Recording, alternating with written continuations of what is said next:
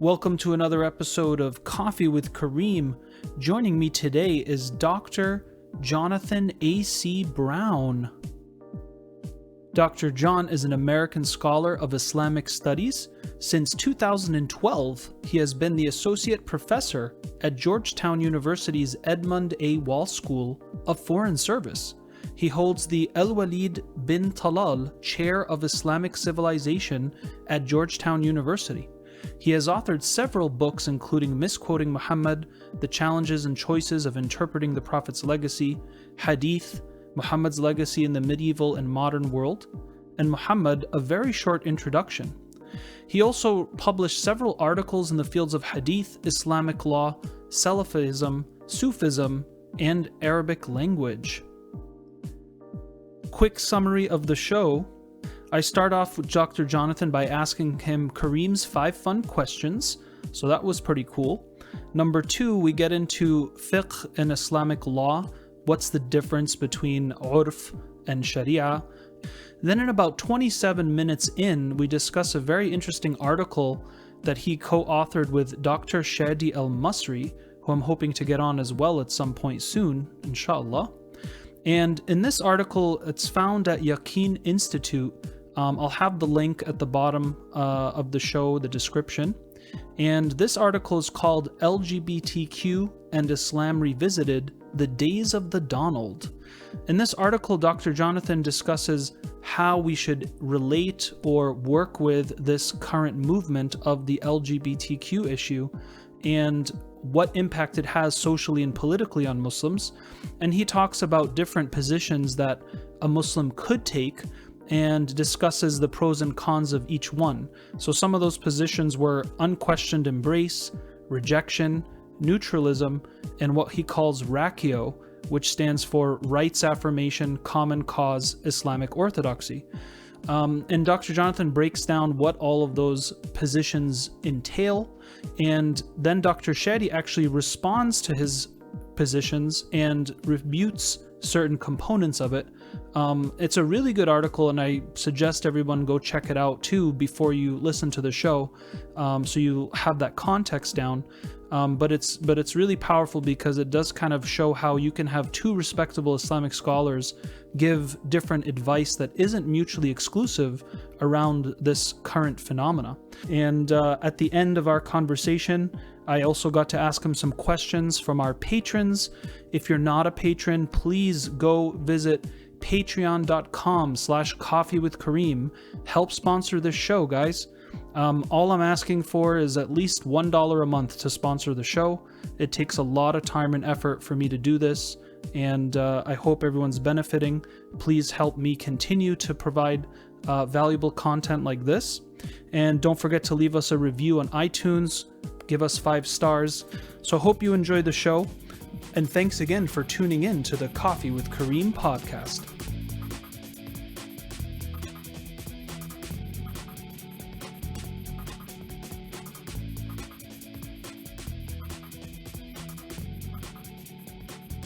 Dr. Jonathan Brown, it is a pleasure to have you on the show. I am a huge fan of your work. It sounded like you're a rock star, so.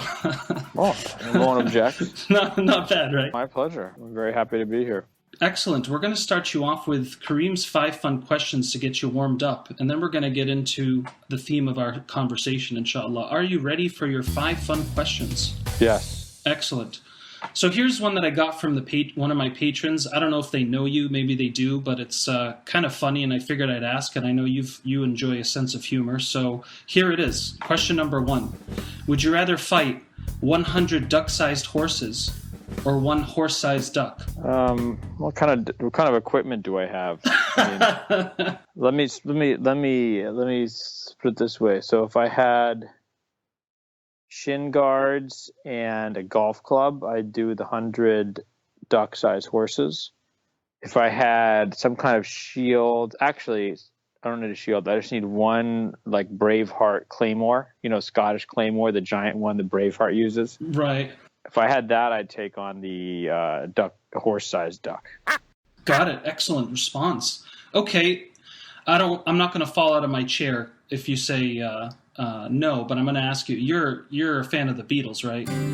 Yeah, of course. Isn't everybody?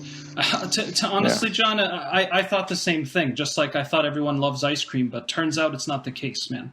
So. Yeah, that's weird. I think I met someone the other day who didn't like ice cream. I was like, oh, it sucks. It sucks to be you. Yeah, no, of course I love the Beatles, yeah. Excellent. So question 2 will be very relevant. If you could have a cup of coffee with John Lennon or Paul McCartney, which one would you choose? Oh, John Lennon, hands down. Why is that? I mean, nothing against Paul McCartney, but I don't know. I think John Lennon was, he struck me as being the real kind of, obviously one of the main lyricists, songwriters, but also I think like I really like his solo work more than McCartney's solo work, like his post-Beatles solo work. I felt like John Lennon just psychologically much more interesting person, and I always thought he was better looking. I remember even when I was a kid. Really? Even when I was a kid, I remember we go to my grandparents' house in New Haven, Connecticut, and we'd find their old Beatles albums, and then we'd watch, like, I remember watching Hard Day's Night and on VHS and stuff, and I just remember thinking like he was just like I really liked looking at him. He's like a very aesthetically just a beautiful person. I mean, I think the other, obviously Ringo, God bless him, is not going to win any awards. George Harrison, I don't know, for some reason I was always just kind of compelled by him as a person more than the other Beatles. And then, of course, he was, senselessly killed, and it was horrible and all that stuff. Yeah. Yeah, I mean, I'd definitely have a cup of coffee with John Lennon myself. For some similar reasons, I also just like the songs he wrote a lot more. So it sounds like John Lennon is the guy. Yeah. All right. How about this, John? Question number 3. If you could be an animal for a day with human awareness, like you're you, which animal would you want to be for the day? Seagull. A seagull? Why a seagull? Why not a hawk or an eagle? I mean, seagulls can do everything hawks and eagles can, and they can go on the water too. So you could like hang out in the ocean, you could walk around on land, and you could fly. All right. Well, can't argue with that. All right. How about this? If you can only have one dessert for the rest of your life, which one would you choose? Yeah, I'd have to go with vanilla ice cream and my grandfather's chocolate sauce recipe. Nice. And that's not like a fudge, it's a sauce, because there is a difference. Yeah, it's a sauce. Got it. So does it get hard, like when you pour it over? No. It's made of a mixture of different types of kind of sweetness chocolate, unhealthy amount of sugar, butter, nutmeg, cinnamon, and yeah, that's it. I think I can't remember some of the other things. But and last question for you: if you could have one superhero power, which one would it be and why? That's a very good question. Mind control. Tell us more. I mean, I feel like that kind of unlocks everything. Plus, I wouldn't have to worry about arguing with people anymore. I'd just be like, there you go. That's done. Sounds like that's one of your current stressors, John. I mean, like when you kind of live in the life of ideas, that's what you're. I mean, you're always, arguing / talking, discussing, and so sometimes it gets frustrating when people. When people, you don't think they're responding in the way you think that they should respond, which of course might be my fault. But anyway. Mashallah, man. We all make mistakes along the way. That doesn't mean we still don't have a lot to offer, and I certainly think you're one of those individuals. Hence why I'm very honored to have you on the show. But let's get into it. So you're an author of several books.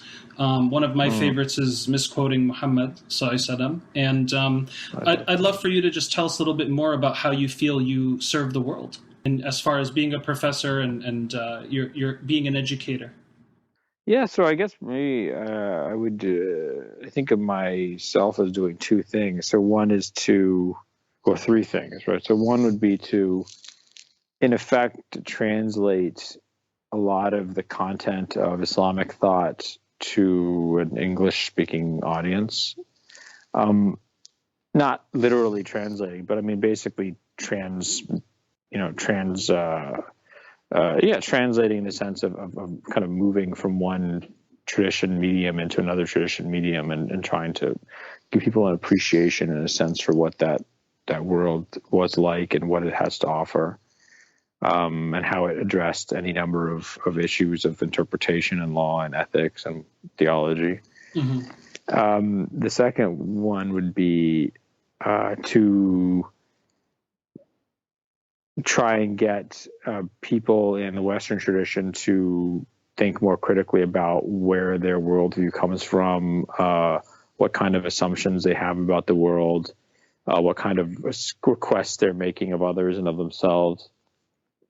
And then, maybe a combination of those two would be the third thing, which is to kind of try to answer questions that are controversial or pressing, and I mean, things that are pressing tend to be controversial, right? Kind of pressing questions today, but sort of answer them in the light of these two kind of activities. One, kind of trying to kind of amalgamate, synthesize, and understand the Islamic tradition, but then kind of put it into a global discussion with the Western tradition, not as with the Western tradition being the kind of standard that has to be met, but simply being another tradition in conversation in the kind of a global system. So that's what I would say. A beautiful response. Now, that kind of leads me to one of my first questions I want to ask you, which is, I know from your work, what I've learned or taken away from your work amongst other scholars is we generally, definitely the Western population, and certainly I would argue the Muslim community, we've got a lot of misconceptions and even, myths that we still carry about ideas of Islamic law and fiqh. What are your thoughts about that? Oh yeah, I mean, I think I think that's one of the things that really that sort of one of the weights that burdens that Muslims labor under is not understanding. And I think, well, let me restart. I mean, I think part of it is it's not that Muslims are unaware or fooled or something. I think that Islamic tradition portrayed itself in a certain way that was not always accurate, right? Not because it was sort of deceptive or something, but just because traditions will try and kind of like for example,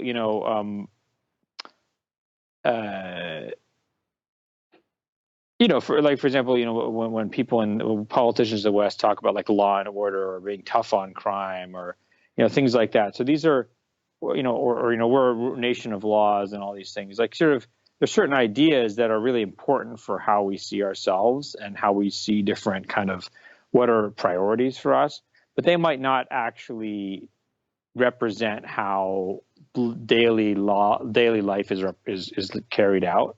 Not only at like a social level, but also in the legal realm. So, I mean, just take for one, I mean, this is just something that comes to my mind. Like, the issue of the hudud is always really controversial for Muslims. Muslims don't really know what to do about the fact that they have these like very serious, kind of severe laws in their tradition, and they don't really know how to some people come and say, oh, well, these weren't supposed to be applied. And then you're like, well, okay, why do you have laws that are not supposed to be applied? That doesn't really make any sense. I wrote some stuff on this before. If any of your listeners want to read about it, it's on Yaqeen. If you look, I think it's called Stoning and Hand Cutting, where I explain all this. But in short, I mean, the right.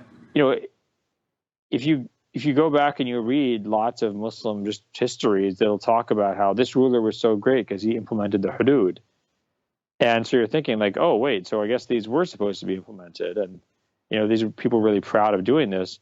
But that actually isn't like they didn't actually do this. Like that's when they, it was almost like saying, American president, was tough on crime and kept the country safe and grew the economy and all these things, right? Like these are sort of things that we talk about that show what we think is important.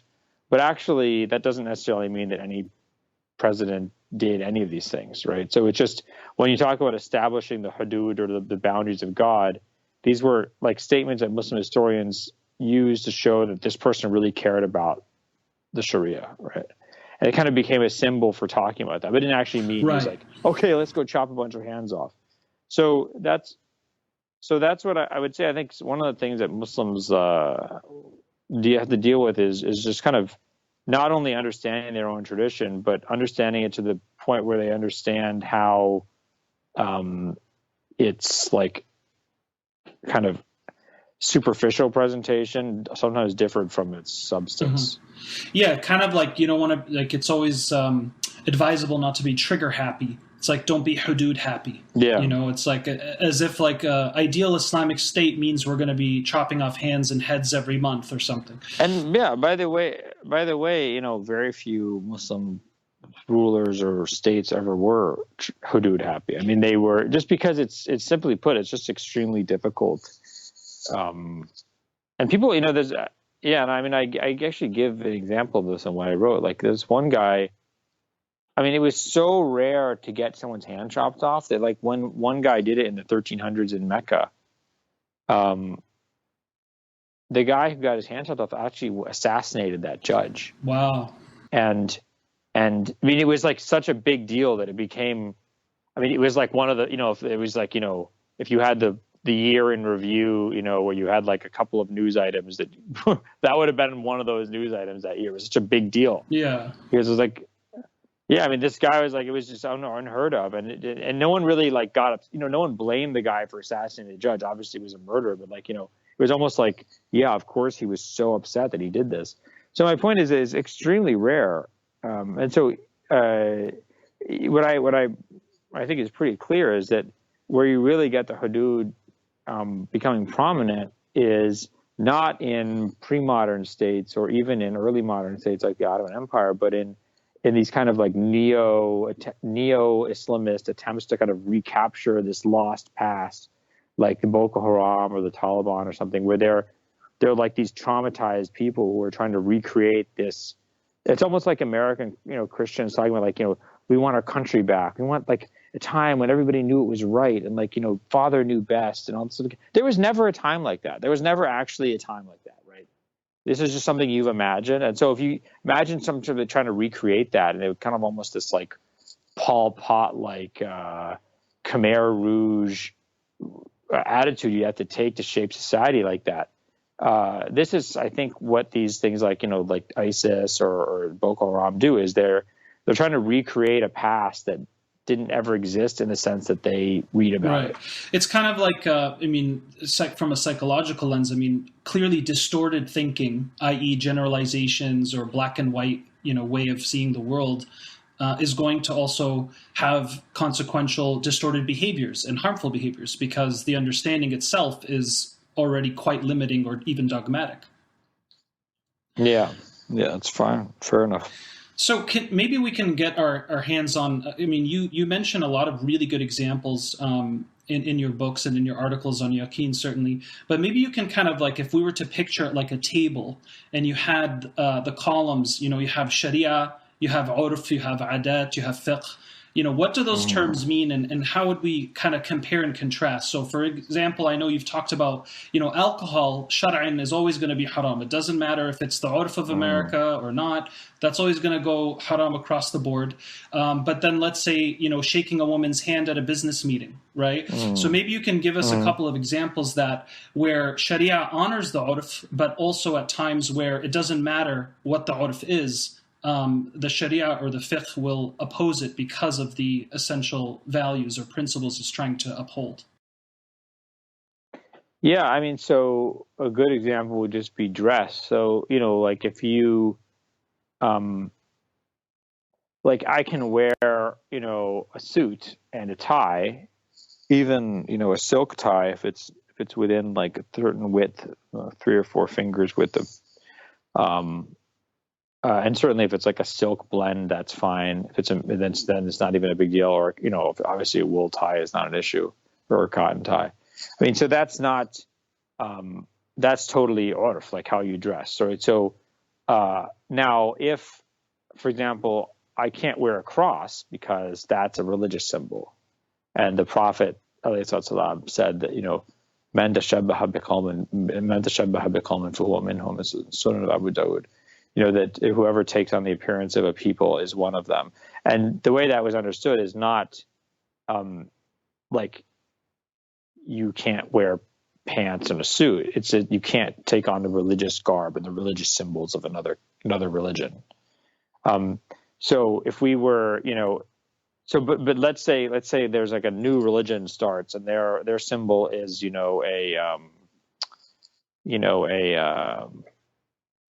like a hashtag, right? So let's say there's like a new religion of Twitter, okay?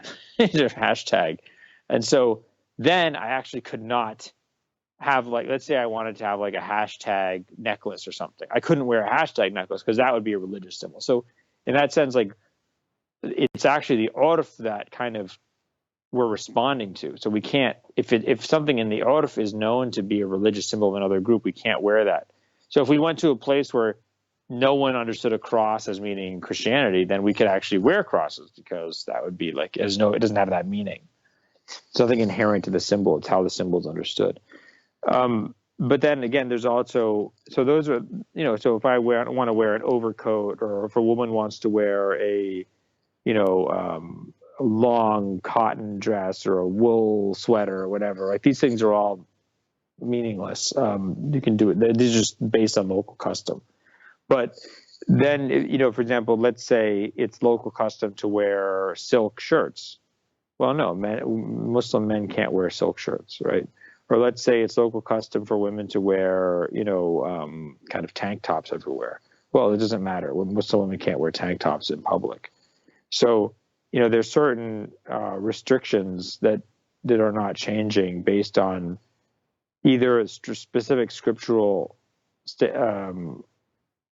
edicts of the Prophet and the Quran, or because it's in certain ways the order for the Prophet is authoritative. So the way that when the Prophet says, when the Quran says, men and women should not show, or women should not show of their beauty except ma dhahara, right? Except what shows. That isn't like ma dhahara in America. It's not Right. what shows normally in America. It's what shows normally in the time of the Prophet. And so when the Prophet specifies what that means, that becomes definitive and binding for men and women. But then, like, exactly what you're wearing, what styles, all that stuff, that is dictated by custom. Mm-hmm. And is that the dictation of custom and its interplay with Sharia, is that what we would call now fiqh? Well, yeah, I mean, so I'm actually writing an article about this on Yaqeen. But so one example would be, so there's certain things that are the Quran states are supposed to be, or based on fiqh. So when the Quran talks about, like, for example, imsakun bil ma'ruf or tasrihun bi ihsan, right? For either marry them and keep them according to what's ma'ruf, what's known to be right, or send them away in a goodly way. Like, either be married with them in a right way or divorce them in a good way, right? So those two things of right and good are dictated by custom, right? So what is like the right way for a husband to act in a Muslim husband or a Muslim wife is dictated by custom. So in America, like, even by class. So in America, certain classes of people, certain socioeconomic groups expect, the husband to do a lot of work around the house, a lot of childcare, and maybe other parts of the Muslim world, they don't expect that. And so those two things are totally different. Those are both binding for those areas. And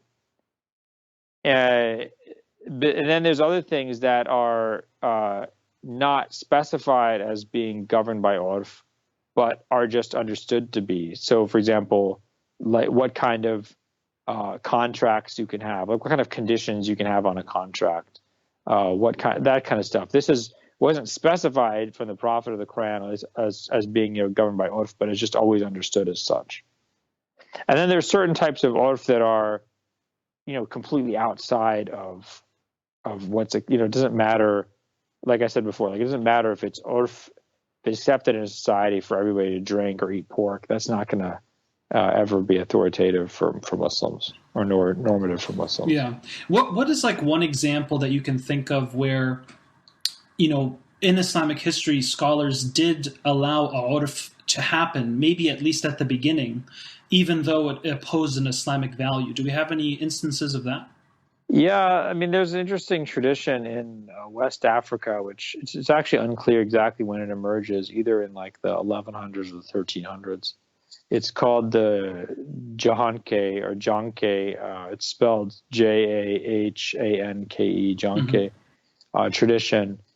And what this says is that it's sort of a tradition of teaching and kind of instruction in the Maliki school in West Africa and the kind of Senegambia, Mali region, and kind of into what would be now Nigeria and Niger and Chad. And what it says is that kufr is God's will. Like, so the reason there's kufr when in a place, it's God's will. You can't kind of, don't get like upset about it, right? So you have to, basically people just need to be educated, and that you're allowed to live under a non-Muslim ruler as long as they allow you to practice your religion, and that your job is basically to just try and instruct people and be a good example. But you shouldn't sort of be militant or kind of rage against what's around you, because what's around you is actually, it's like what God has set up to be your challenge. So that, what that means is that they're a lot more relaxed about dealing with non-Muslim conduct, even amongst Muslims, like until they can kind of gradually affect change. And then the other, another example actually, which is kind of interesting, is in the Berber areas of North Africa.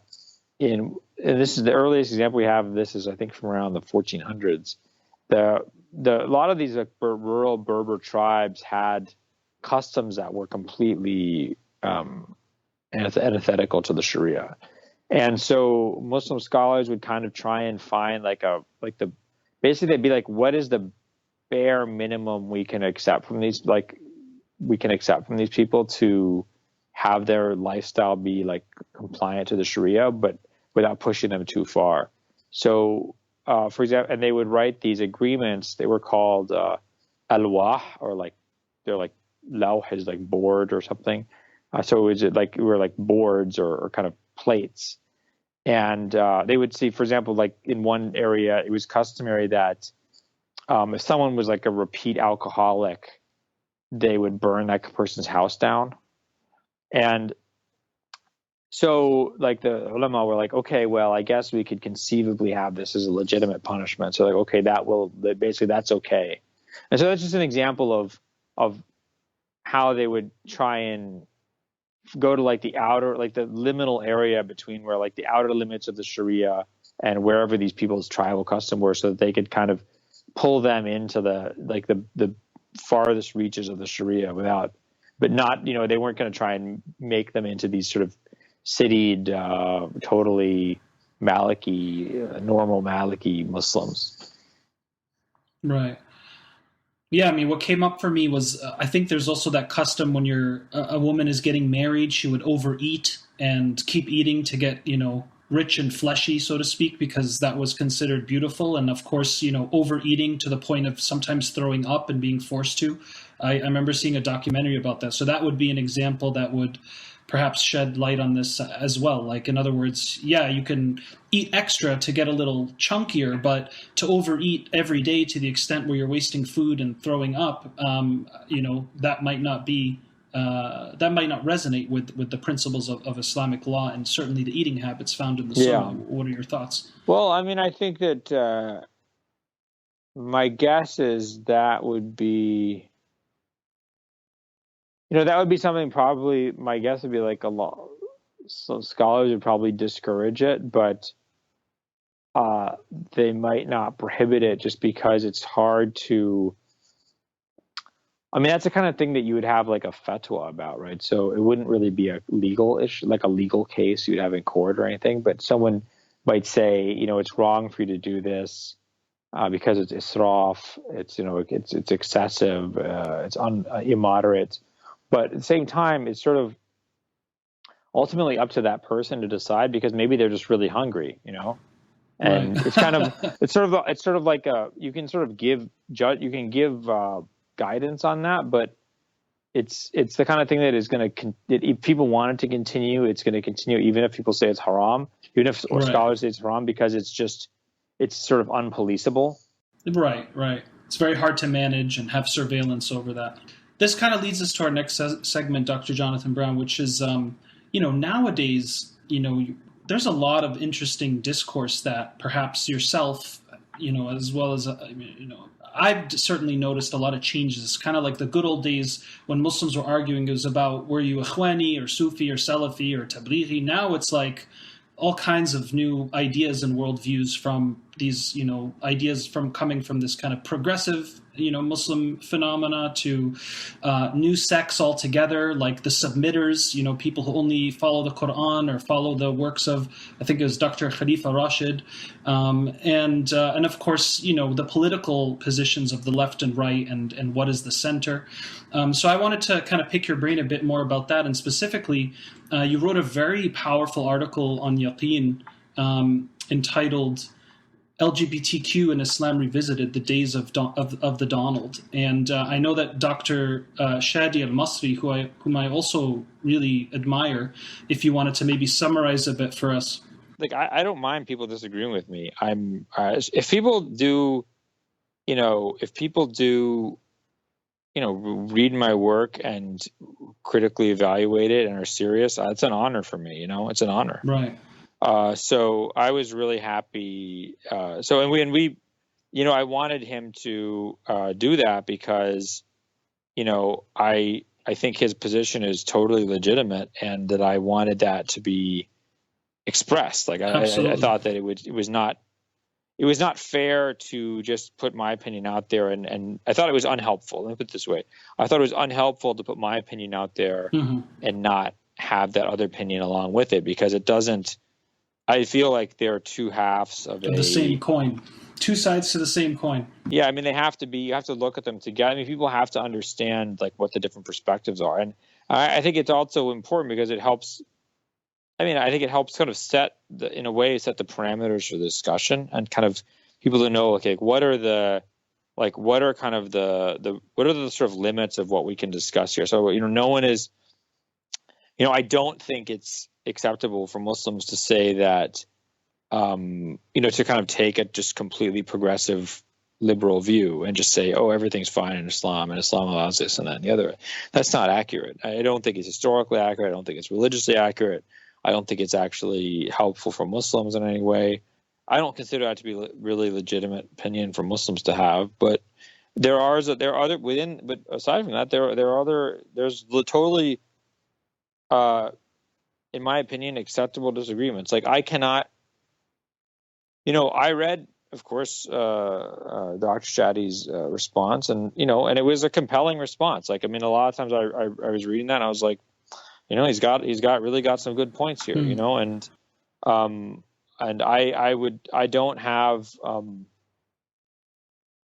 I don't have answers to everything he said. Like, I can't be like, oh, I'll tell you why Dr. Shadi's wrong. He's wrong because of ABC. Like, I can make the argument I made, which I think brings up important points and themes. His argument brings up important points and themes, and then I think it's up to Muslims to sort of figure out, okay, where, like, it's not easy to know what's right. Like, what do we call it? Detective Sam Spade says in The Maltese Falcon, it's not always easy to know what's right. We have a lot of pressures on us, a lot of concerns. We have a lot of tradition to draw on. We're in a kind of unique position that Muslims haven't really been in before, especially with this kind of issue. Muslims haven't really faced this kind of issue before. Almost no society has faced this kind of issue before about things like sexuality and gender. So, I think we should have a little mercy on ourselves and realize this is actually really kind of unexplored territory, and that it's like, I just wanted Muslims to be able to who read this to say, like, okay, here are some different inputs and priorities and arguments that are all, I think, legitimate. but some of them might be more convincing than others. And I would absolutely not say that, oh, I know for sure I'm right and Dr. Shadi's wrong. I would not for a second say that. I think I'm right, and I may well be wrong, and so that's my position. Right, and that didn't come across in the article. I mean, the last paragraph here, I think, sums up this point beautifully by Dr. Shadi. He said, quote, "I thank and commend Dr. Jonathan Brown for inviting me to respond to his article. Within certain parameters, the scholars of the past compartmentalize their differences, and so, as their students, we ought to imitate them. And I believe this pair of articles represents a good exercise and example in civil discussion, debate, and disagreement."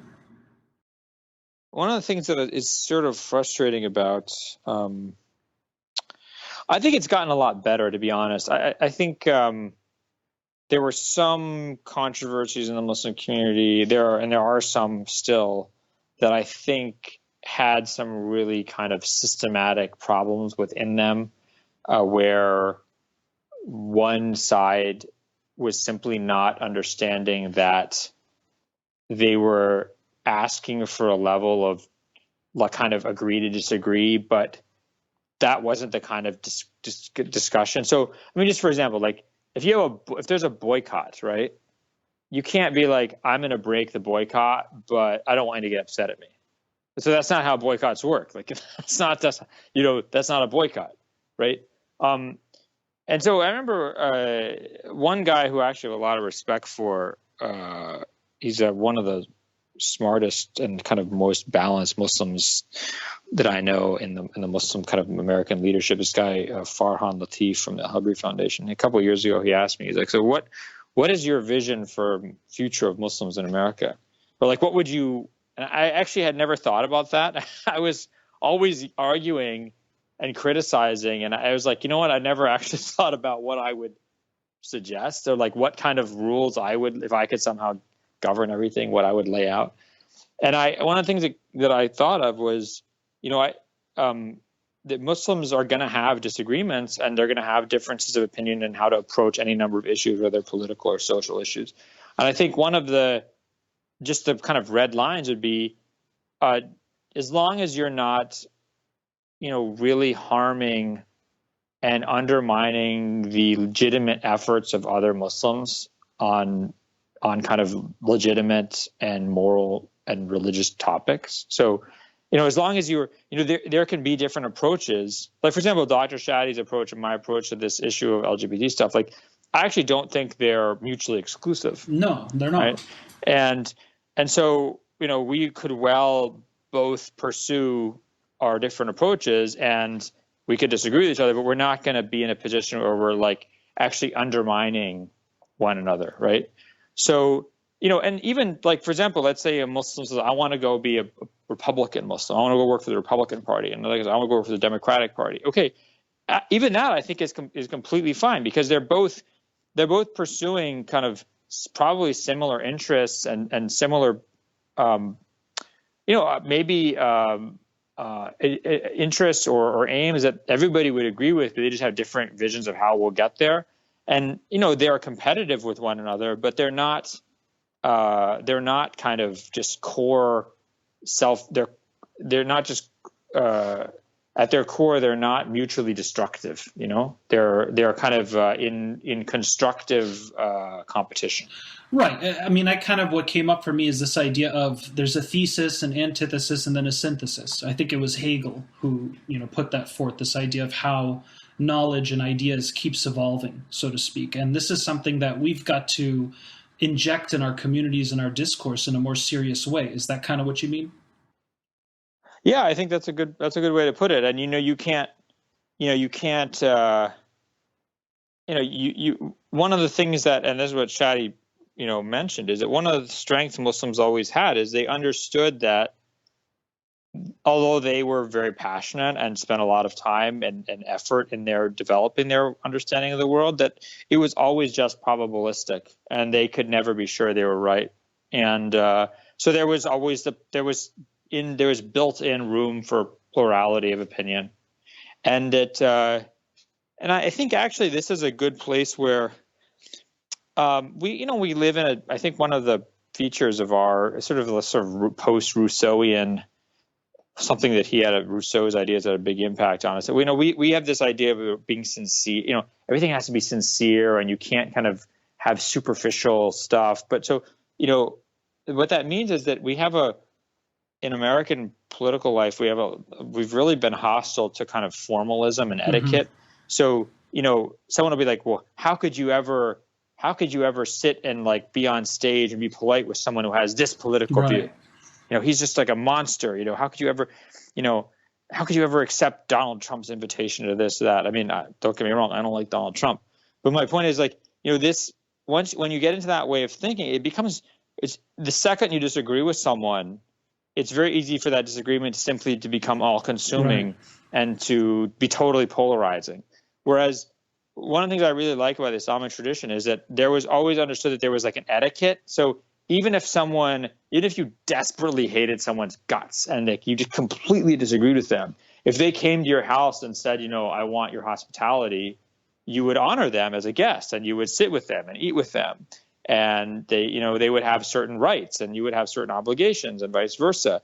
And what that does is actually creates a space for people to exist and to exchange ideas or that you go to Hajj every year. And even though people totally, Sunnis and Shiites might totally disagree with each other on this, that, and the other, it might be in some big fight or something like that. They all go to Hajj. And they're all there going around the Kaaba. They're still going to share bread and water when they're at the Kaaba. Yeah, and there's a great, sometimes I use scenes from Lawrence of Arabia sometimes in my classes. I know it's kind of cheesy, but I think the movie is a great movie. And there's this one scene I remember that Alec Guinness, / Prince Faisal, I think he says something like, for Lawrence, compassion is like mercy is an obsession. For me, it's merely good manners. You may judge which of the two is more reliable. So it's great if everything everybody does is always sincere and coming from their heart.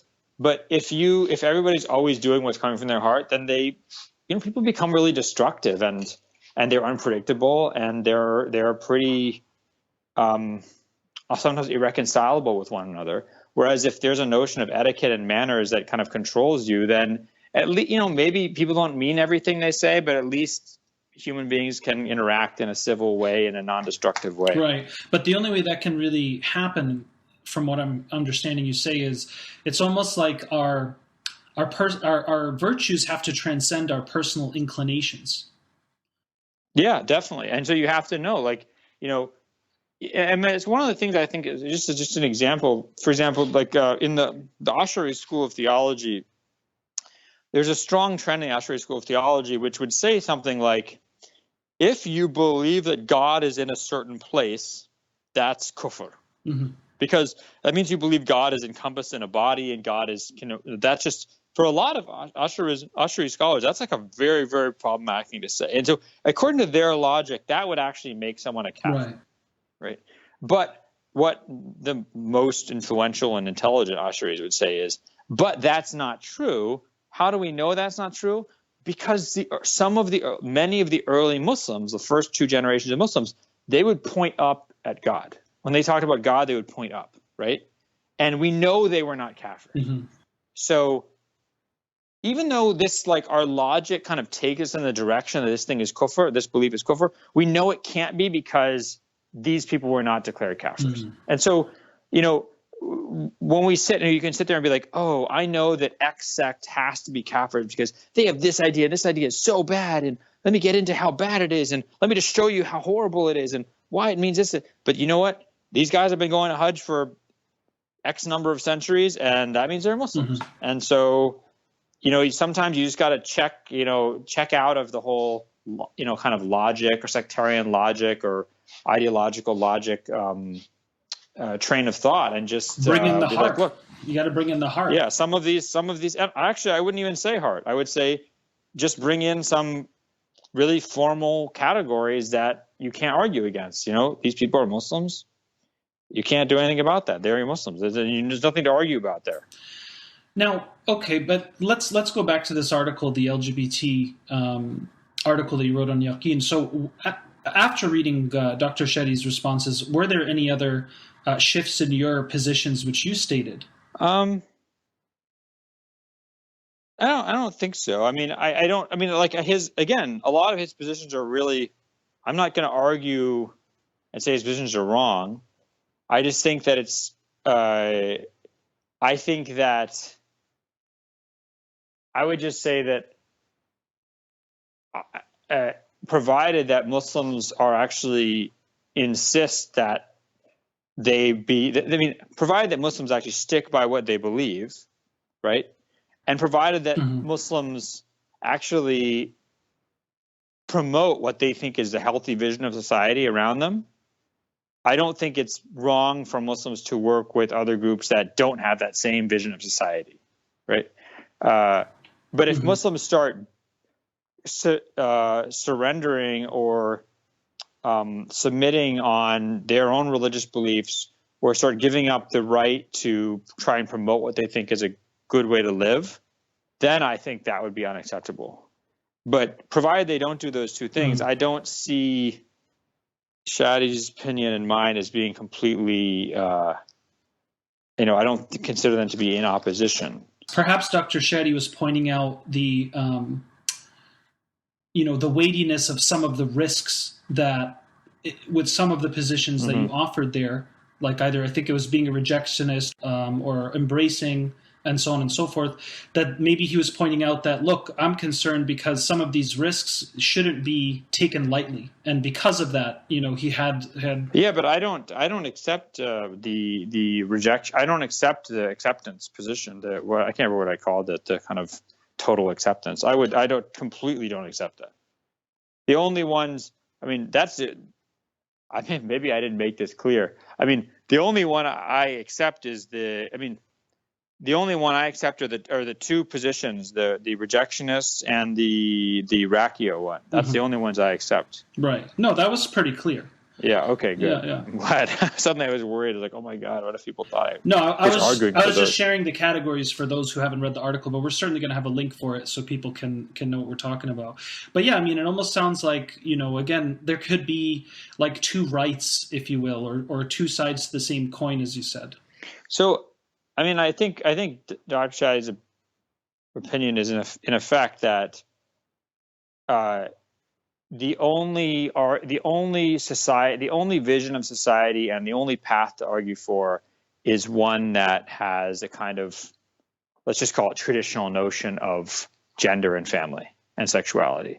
And that, if you start saying, well, let's accept pluralism and I'm not going to try and make everyone else live like me around me and stuff like that. And he would actually say, no, that's a mistake. That's not your job. Your job as a Muslim is to try and make society into a godly society and a good society. And you can't shirk that responsibility just because you're a minority and, it seems like the left has won the culture wars, right? It doesn't matter. You have to keep fighting for that vision. And that's a pretty darn good argument. Like, I mean, I'm not going to, like, you look at this stuff, stuff that's happening in our society around you, and you're like, this is just, a lot of stuff is like completely insane. This is completely insane and absurd. Yeah. Yeah. I mean, I just like, this one girl and this little girl in my neighborhood, like, she's like 4 years old and she's changed her gender. No.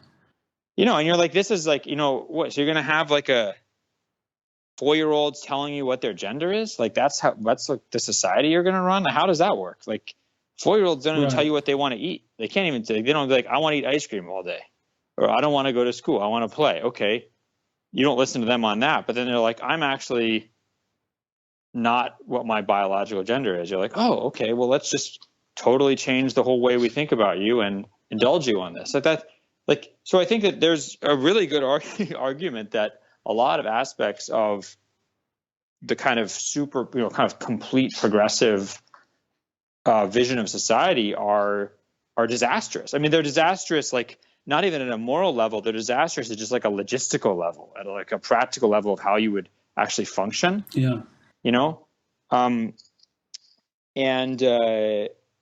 so I mean, that's I think a strong point Shadi has. I mean, my only response to that would be, it may be that, and this is kind of like the kind of Rod Dreher Benedict option vision, which is that it may be that our society, Western society, is kind of too far gone down this path, and that the best you can do is kind of try and create sort of bubbles where you can exist in a way that's aligned with your beliefs and conforms with your beliefs and morality, and to almost like create these like kind of millets, to go with like the Ottoman millet, or like kind of millets within Western society where more traditional people can live, and to kind of structure society so that can work.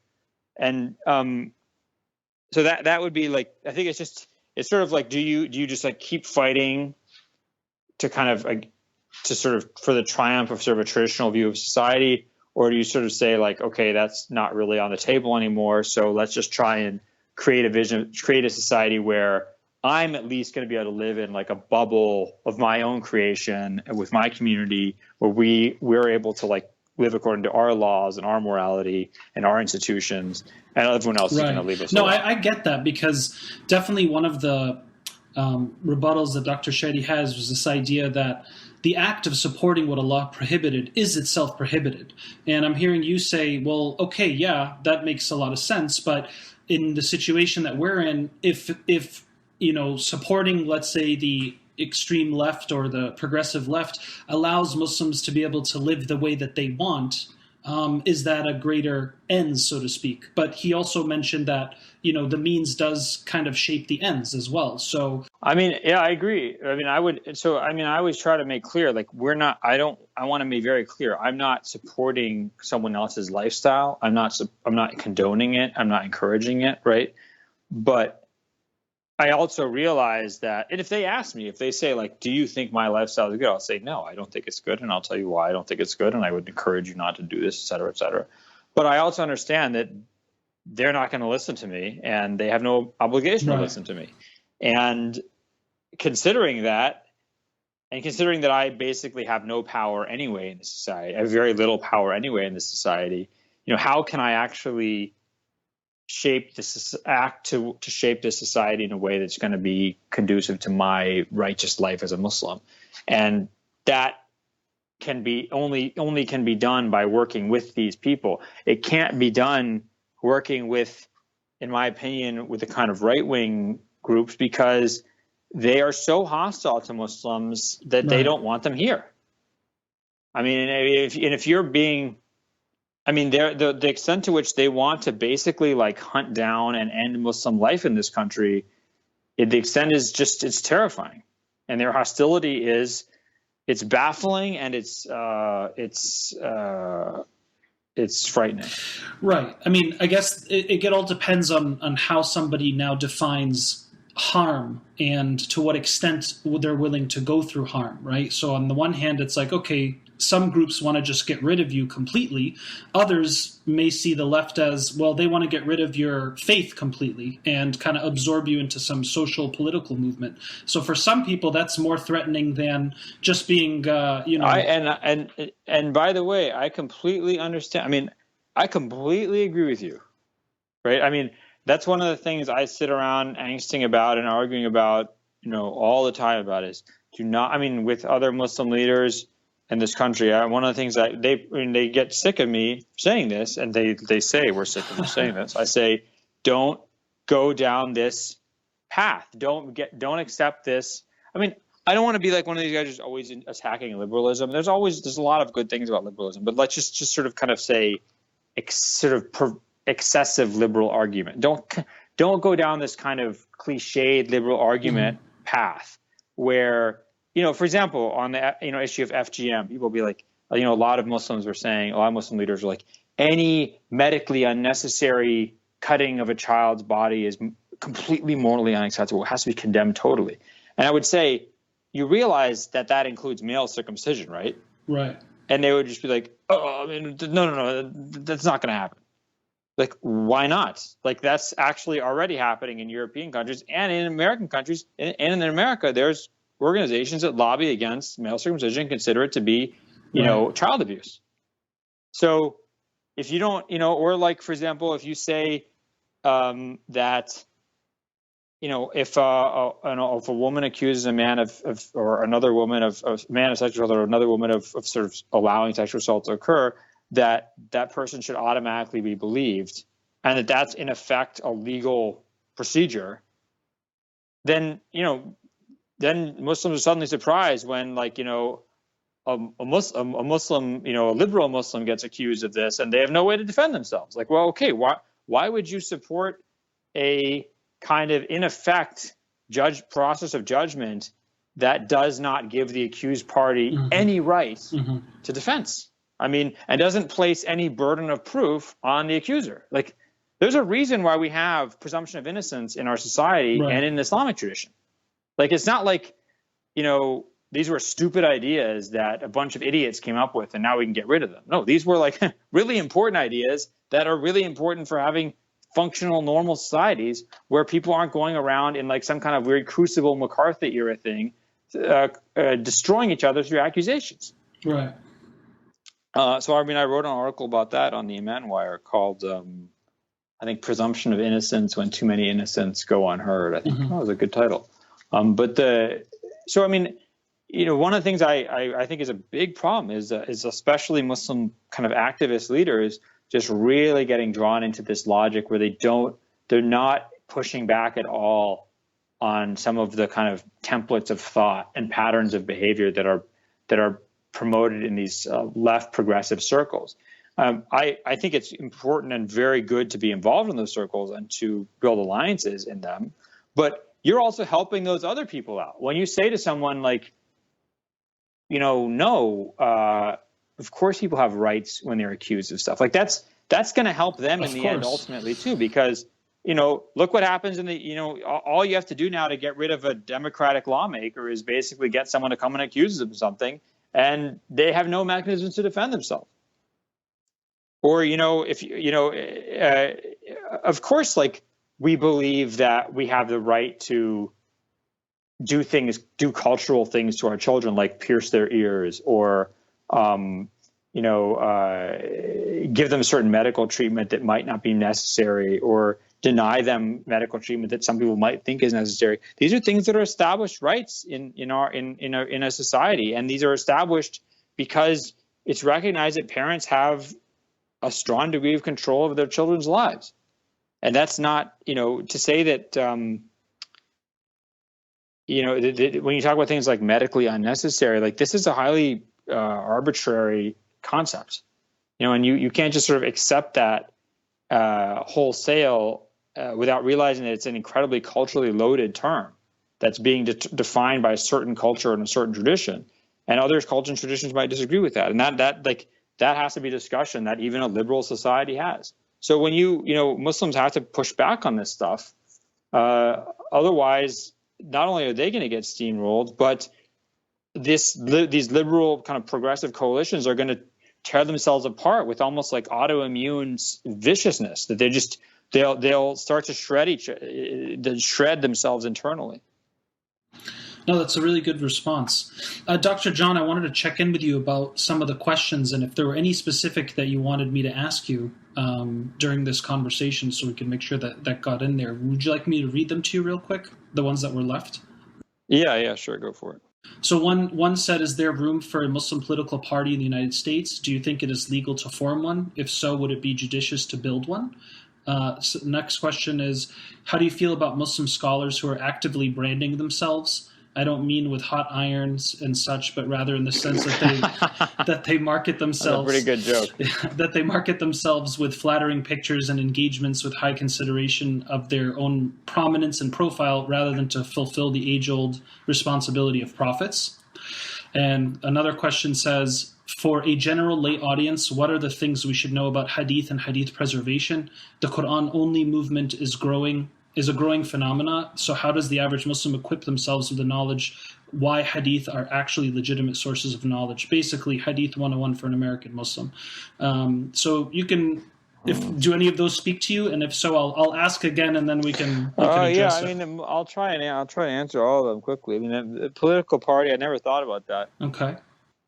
I mean, I think that in general, I mean, in the U.S., as far as I understand, that's just not really how politics works. I mean, you don't create a political party, you just create a constituency within one of the existing parties. And I think that's being done, which is good. And it has been being done for a while. And the second question, I'll be honest, I don't really know what branding means. People use this phrase all the time, but I don't really know what it means. So I was asking my wife about this. I was like, what is branding? And she's like, oh, she said it's kind of upping who you are.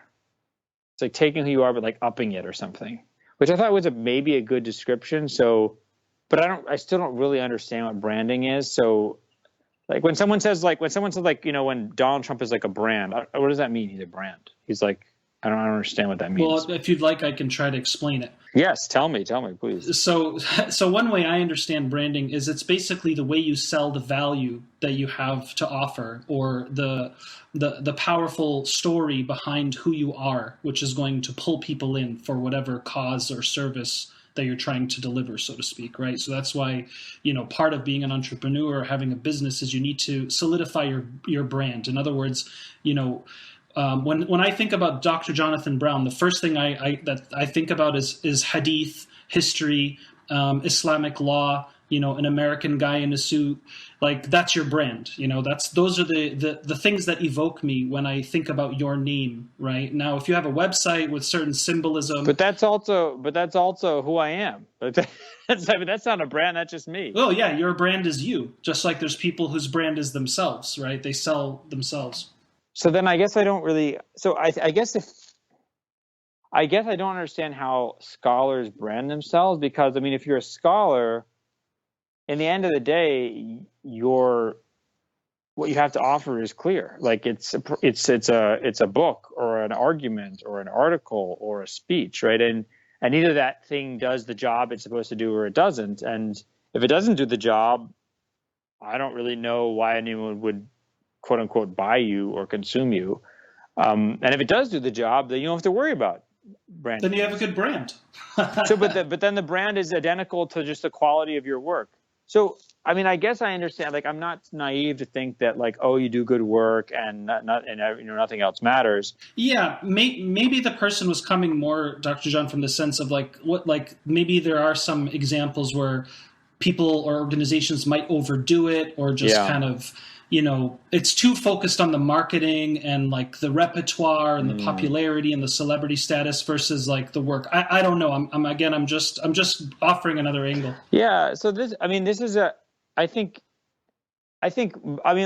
take it from the way I would approach it as a scholar. So the kind of scholarly ethos is, both in the Islamic and the Western tradition, is that, you sort of do good work, and it's almost bad manners to promote what you're doing, because it's arrogant, and it's arrogance, right? And it's arrogant to think that you're important enough and that you stand out enough that you should be heeded and listened to.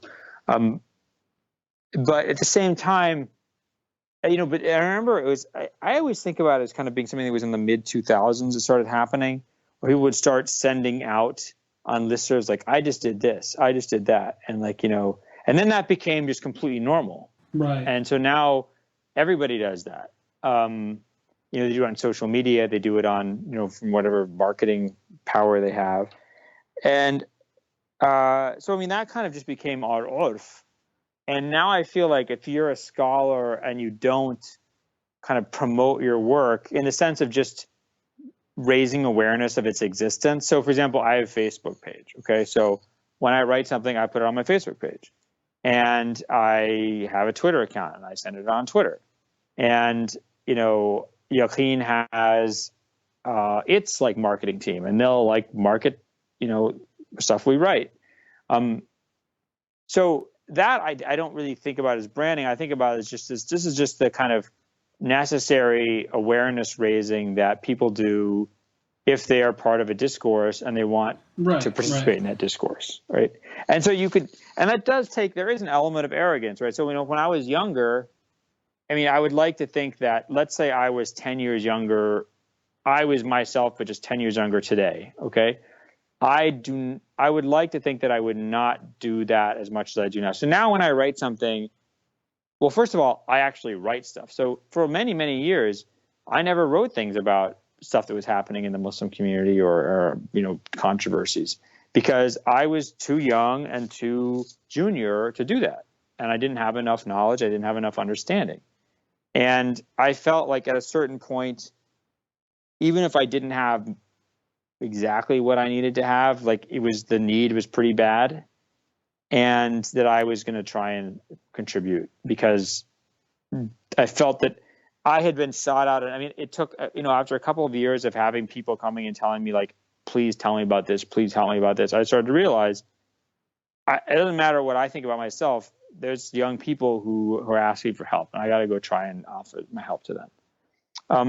And so, so, I mean, let me just finish my thought, which was, I would like to think that if I hadn't been kind of prompted to do that, that I would not have done it.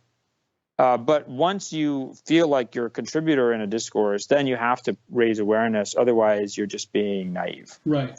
In other words, it's kind of like an effect of the marketplace. And now Islamic education is becoming more accessible. It's digital. And this is the exposure methods that we have. But maybe one point of advice you can offer is, okay, how do we recognize the gift that God gave us to serve in that particular way? I.e., when you realize there's a lot of young people that need what I have to offer, how do I get that to them? And keeping yourself sincere and humble along the way, because it's a test on any ego that as success rises, you're going to have to remember where that all comes from. And sometimes it can get quite tricky. Yeah, I mean, so I'm not like one of these celebrity sheikhs. Like, I mean, these guys have, nobody, after I give a speech, he will come and ask me questions, and that's it, which is great. Like, I know people come to me and be like, can I marry you? Or, whatever. I don't know what people say. Like, I mean, people are just pretty normal with me. So I'm grateful for that. I really don't want that to change. I think that, but from my own experience, I can say that, you have to, the trap that you fall into is, I need to, you start to become a prisoner of your fans, quote unquote, right? So, you say, oh, I have an influence. I'm really being able to affect people, and that's really good. And I don't want to say this thing, even though I know it's right, because it'll piss these people off. And then you start to think, okay, well, then who's really, who am I doing this for? Yeah, who's really influencing who, right? I mean, what's my purpose if I'm doing this because I think I have an understanding of certain things, I want to help other people. Why am I not sharing that if I think it's going to be unpopular? And so, you have to, I know Dr. Shadi said this once in one of his lectures, you have to be willing to walk away. You really have to be willing to walk away from what you have, and you can't be a prisoner to it. And you can't, by the way, I mean, it can't be your livelihood. And this is why I thank the Lord every day that I'm a professor, and that my job is to go into class and teach my students and to do research and write books and write articles. That's my job.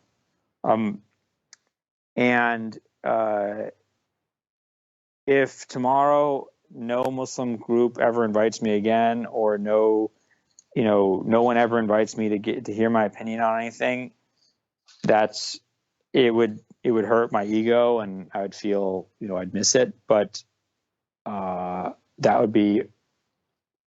would just get back to my normal life, And so that's, I think, a big thing, is to not become a prisoner to the feeling of not just a success, but to be a prisoner where you become dependent on people wanting to hear from you.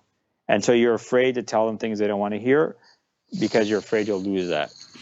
That's a wonderful response. Thank you for that, Dr. Jonathan. Okay, how about the other question we had here from one of our patrons? And for those of you who aren't, check out patreon.com/coffeewithkareem to join our community, and you'll get to submit questions too. For this question says, for a general lay audience, what are the things we should know about hadith and hadith preservation? That's right. Okay, so I mean, I would say that one, this is way too big a question to answer. So I would say go get my book, Hadith. I was going to say, which has just come out in a great second edition, which is massively expanded. Hadith, the Prophet's legacy, Muhammad's legacy in the medieval and modern world.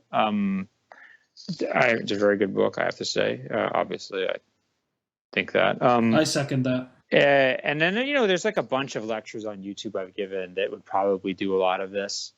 But I would say, about the Quran-only movement, I think that's interesting because what I would say is, and this is, like, I have a lot of sympathy. I understand people who have that view. Like, I understand, you read a lot of hadith and you're just like, I don't know what to do with this. This seems crazy to me. And this just seems like insanity to me, and I cannot deal with this. And I just do not want to have anything to do with this. I completely understand that reaction.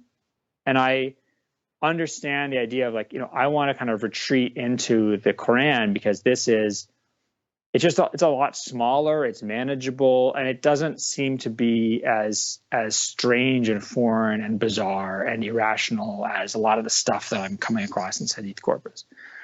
But the problem with the Quran only argument is that it's not even an argument. Okay, you cannot just follow the Quran because, I mean, at the very least, the actual how we know the meaning of Quranic words, just basic Arabic words, we know them through the same tradition that gave us the hadiths, oftentimes through the same exact transmissions. Okay. So we don't even know what the Quran means without the contextualizing tradition of the early Islamic community and the scholarly tradition that comes out of it. Second, you don't meet very many Quran-only people who are going to say, oh, I'm only going to pray 3 times a day because there's only 3 prayers mentioned in the Quran. Like I'm not going to tell you anything about the life of the Prophet that's not mentioned in the Quran. They're going to draw on all sorts of material. So what they really do when they say Quran only is, I only want to follow the aspects of the Sunnah or the Sirah that I like and that I can deal with, and I just don't want to deal with the rest of it. Right. And so that's just very selective, but it's not selective based on any methodology, just selective based on what makes sense to you and to your lifestyle and to your worldview. But your lifestyle and your worldview are not criteria that mean anything, right? And I think there's also a strong element amongst Quran-only-ish people of anti-clericalism. They really don't like the ulama.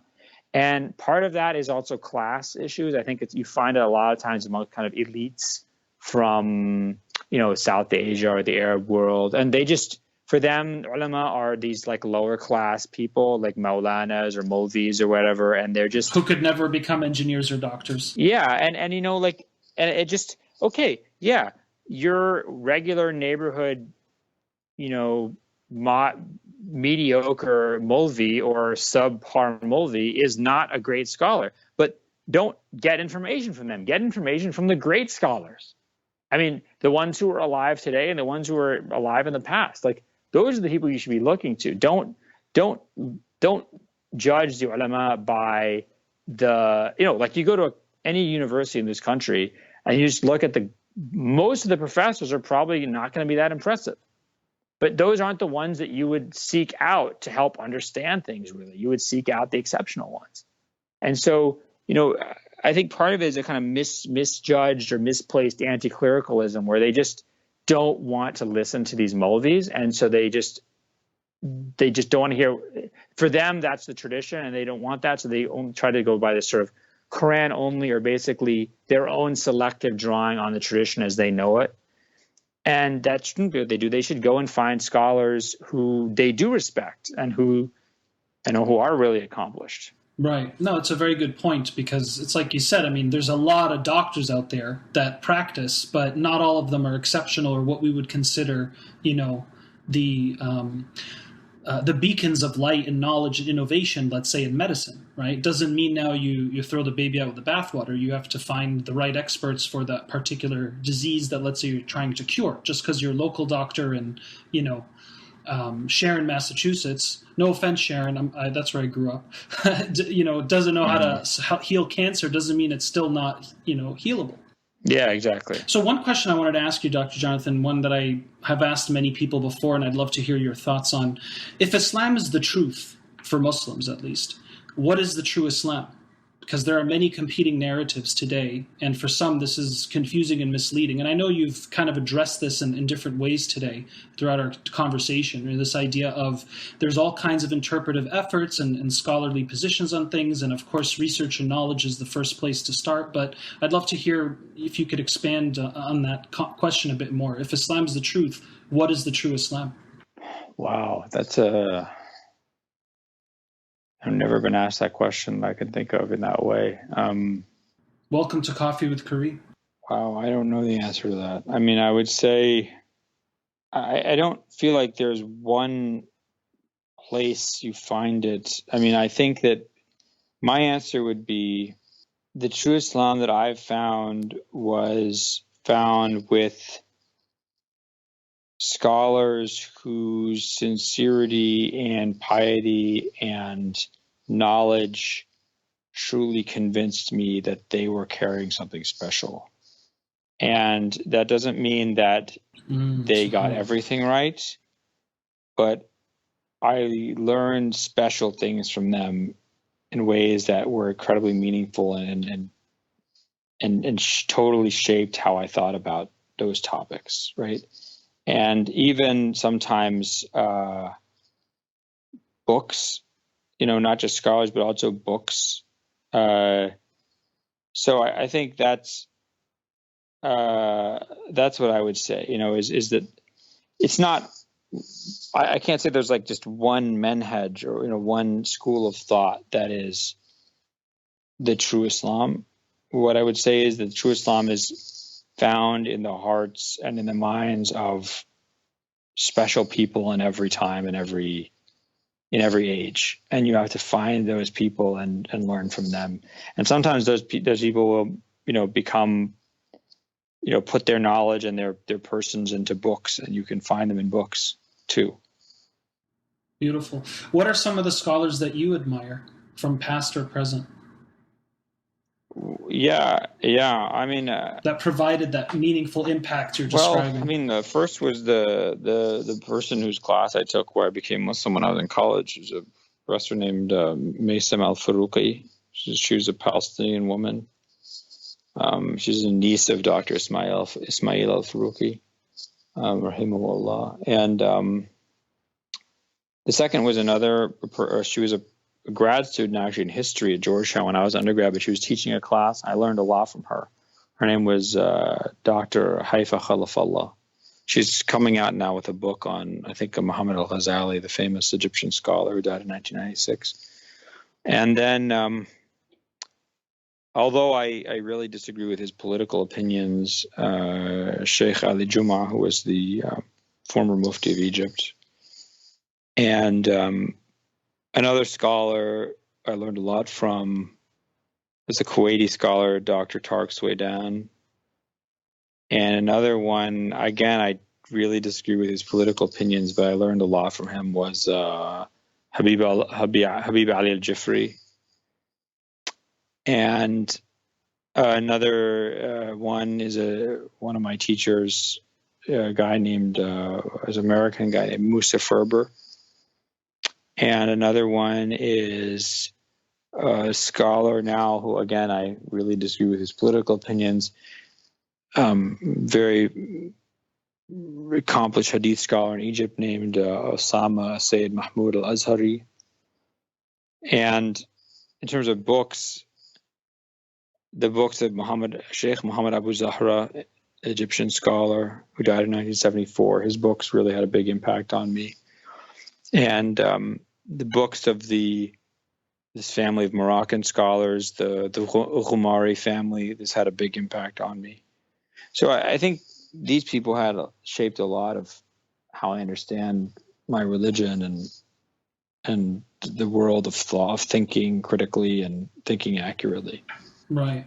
And this kind of circles us back to the beginning of our conversation, this idea that, it's interesting that you pointed out for a couple of those scholars that I don't agree with their political stances, but I benefited immensely from these individuals. And I think that's just really beautiful in the crux of the matter, that you can still learn and take truth and beauty from people, even though there's some things that you don't agree with. And that's kind of the arguments you made in your article on LGBTQ as well, right? That just because you agree in some things doesn't mean you agree in all things. But why, just eradicate that person's position or their contribution completely?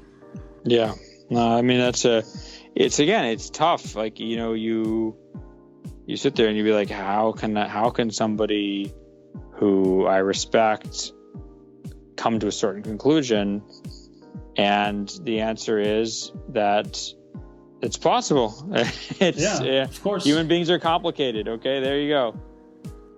Right. And sometimes I'm not wrong. I just didn't have the right information. Yeah. Dr. Jonathan Brown, it was a pleasure speaking with you today, and I hope to have you on again soon. I had a lot of fun too. It was a good experience. I would be happy to come on again. Karim Sirajuddin here. Thank you for tuning in. Please visit nurhuman.com to learn more about how I provide personal, spiritual, and relationship counsel. Please generously help sponsor the show to keep on going at patreon.com/coffeewithkareem. That's patreon.com/coffeewithkareem.